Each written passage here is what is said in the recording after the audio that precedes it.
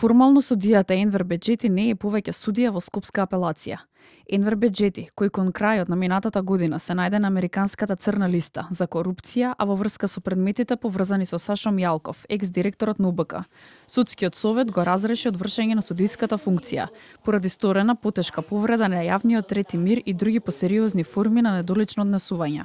Енвер Беџети, судија на Апелацијски суд Скопје, се разрешува од вршење на судиската функција поради сторена потешка дисциплинска повреда, што го прави недостоен за вршење на судиската функција, согласно со член 74 став 1 алинеја 1 од Законот за судовите, поради потешка повреда на јавниот ред и мир и други посериозни форми на недолично однесување со кое се нарушува угледот на судот и неговиот углед од член 75 став 1 точка 1 од истиот закон. Енвер Беџети во врска со обвинувањата во текот на постапката кажал дека соопштението на Стејт Департментот е акт донесен од политичко тело на странска држава и не е акт донесен од судски орган. Според Беџети, самата постапка која е водена од Стејт Департментот на САД е еднострана постапка без засегнатото лице да е запознаено дека против него се води било каква постапка.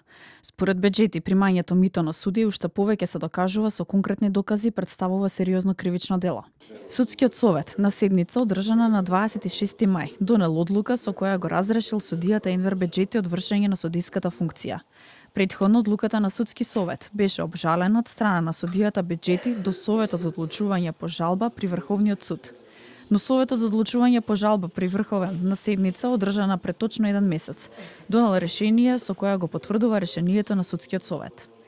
Американската амбасадорка на САД во Македонија, Агелер, за овој случај во декември минатата година, за ставањето на црната листа на САД, изјави дека оние што го поткупуваат владењето на правото за лична корист и на сметка на народот, треба да разберат дека корупцијата носи последици.